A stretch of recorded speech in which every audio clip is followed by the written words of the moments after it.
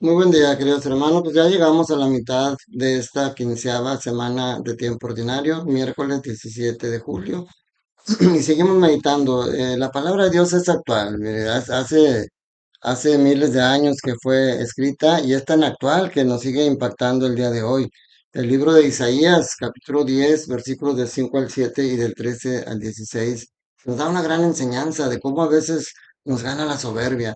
Lo primero es que Dios, de todo, Dios es dueño, el poder de Dios es universal. O sea, Dios no es Dios solamente de los católicos, o Dios no es Dios solamente de los que creen en Él. Dios nos creó a todos, también a los ateos. Todos somos creación de Dios y todos somos instrumento de Dios si Él lo quiere.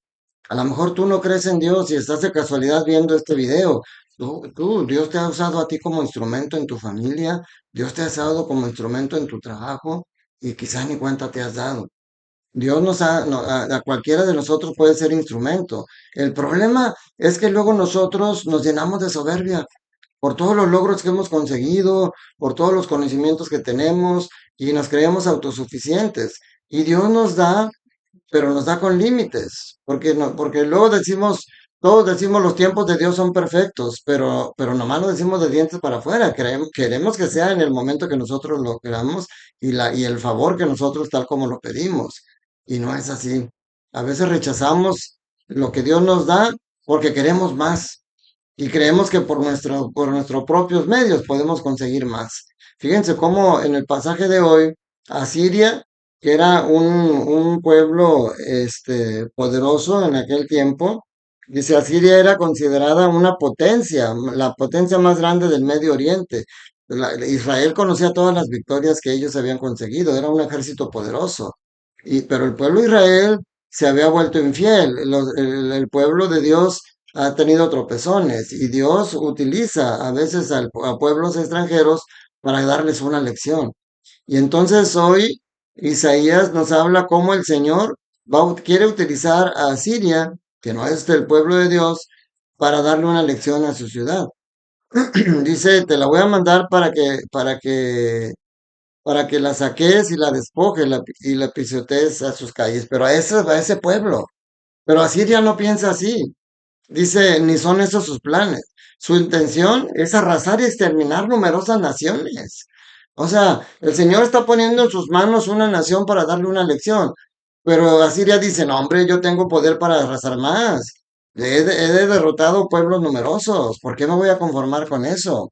Yo tengo que, o sea, dice, con el poder de mi mano lo hice y con mi sabiduría, porque soy inteligente. He borrado las fronteras de los pueblos, he saqueado sus tesoros y como un gigante he derribado a sus jefes. O sea, se tiene él como poderoso y se tiene que por su ejército y por sus propios medios puede conseguir más de lo que Dios le da.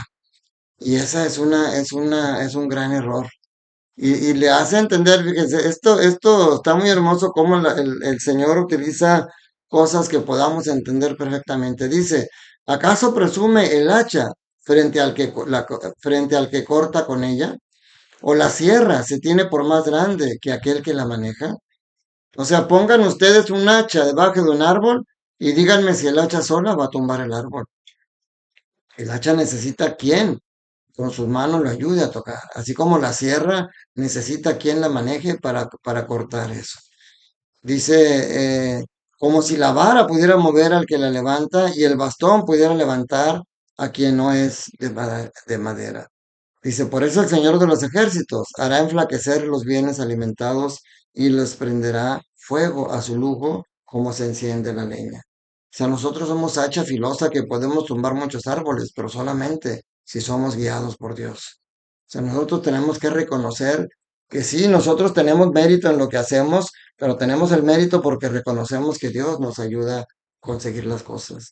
Tenemos que ser pacientes. Dios tiene planes grandes para ti, pero tranquilo, poco a poco, no ambiciones más de lo que necesitas en este momento, porque a veces hasta nos endrogamos con deudas grandísimas con tal de tener una pantalla grandota y una casa grandota y luego andamos ahogados en deudas, andamos estresados y le damos una mala vida a nuestros hijos.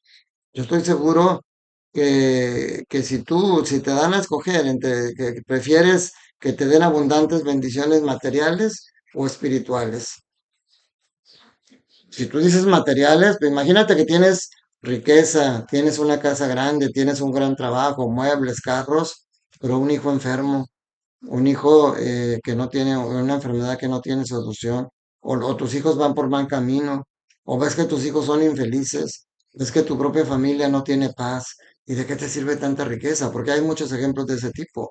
En cambio, a mí me acuerdo, me suena mucho la experiencia que contó el padre de los Monteros, Espinosa de los Monteros, que en una misión que fueron a una casa, vivía una persona, una casita humilde, tenía una estufa de esas, de parra, tenía todo muy limitado, y los invitó a un café, les invitó un panecito, estuvieron con ellos, y cuando ya se retiraban, la señora les dice, padre, pida mucho por los pobres, por la gente que no tiene, para que Dios los ayude. O sea, ella no se consideraba pobre con las cosas, en la chocita que vivía, en la humildad que vivía, ella no se consideraba pobre. Pobre no es el que no tiene dinero, pobre es el que no tiene a Dios en su corazón. Entonces, y luego fíjense hoy en el Evangelio de Mateo, capítulo 11, versículos del 25 al 27. Tres versículos muy cortos. Dice, en aquel tiempo Jesús exclamó, te doy gracias, Padre, Señor del cielo y de la tierra, porque has escondido estas cosas a los sabios y entendidos y las has revelado a la gente sencilla. Gracias, Padre, porque así te ha parecido bien. El Padre ha puesto todas las cosas en mis manos. Nadie conoce al Hijo sino el Padre, y nadie conoce al Padre sino el Hijo, y aquel a quien el Hijo se lo quiere revelar. Fíjense qué tremendo. Te doy gracias, Padre, Señor del cielo y de la tierra, porque has escondido estas cosas a los sabios y entendidos. Fíjense, en la Navidad, ¿se acuerdan? Jesús no nació entre los reyes. Jesús nació en el hogar de un humilde carpintero. Y de hecho ni nació siquiera en su hogar, nació en un pesebre, en el lugar más humilde. ¿Y quiénes fueron los primeros que recibieron la noticia?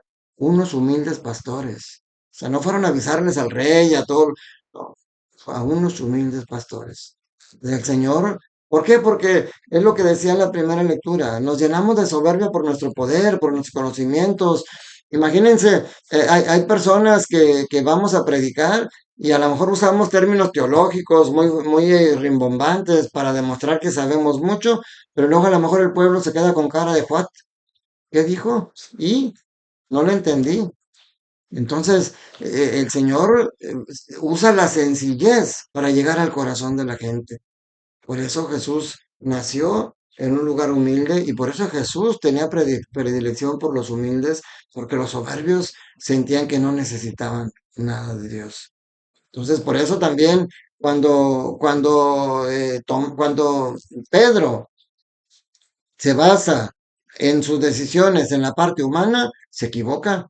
Por eso cuando Jesús hablaba de la pasión que iba a vivir y que era para nuestra salvación, Pedro le dice, no, no, eso no te puede pasar a ti. ¿Cómo? Si tú eres nuestro líder y lo quiere llevar. ¿Y qué le dice Jesús? Apártate de mí, Satanás, que no piensas como los hombres. Estás pensando como los poderosos que no quieren que los demás les hagan daño. En cambio, cuando Jesús dice, ¿quién dice la gente que soy yo? Y luego, ¿quién dicen ustedes que soy yo? Pedro dice, tú eres el Mesías, el Hijo de Dios vivo.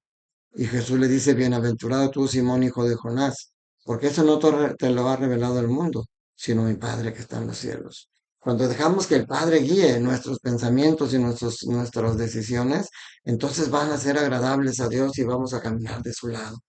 El Padre dice ha puesto todas las cosas en mis manos, dice Jesús. Y nosotros somos hijos en el Hijo, somos herederos de la misma herencia de Cristo. Todo lo que Jesús, no, pero no podemos hacer lo que Jesús hizo. Jesús dice, te admiras por todo lo que me vas a hacer, cosas mayores habrás de ver. Y luego les dijo, ustedes harán lo mismo y aún cosas más grandes. Solamente tenemos que dejarnos guiar. Nadie conoce al Padre sin el Hijo, sino el Hijo, y nadie conoce al Hijo sino el Hijo. ¿Y sabes qué? Jesús quiere revelarte y eso es lo que ha hecho. Fíjense qué interesante, eso es lo que hizo mientras vivía y es lo que sigue haciendo miles de años después. Y es lo que seguirá haciendo hasta el final de los tiempos, revelándonos cada día mejor su amor. revelándonos cada día mejor su misterio, porque hemos ido creciendo en el conocimiento de Dios y en nuestra fe, y por eso la misma iglesia ha ido cambiando. La gente que dice es que la iglesia debe de cambiar, son retrógradas porque quieren que vivamos como en la época de Cristo. Pues claro, la iglesia cambia en lo que se debe de cambiar, pero no en la esencia. Un mandamiento que dice no matarás, no puede decir no matarás a menos que sea necesario. No robarás a menos que estés pasando hambres. O sea, no, no, no, eso no puede cambiar. Antes la gente, las mujeres iban con velo, no se permitía entrar en pantalón. O sea, antes las misas eran en latín y el sacerdote estaba de espaldas al pueblo.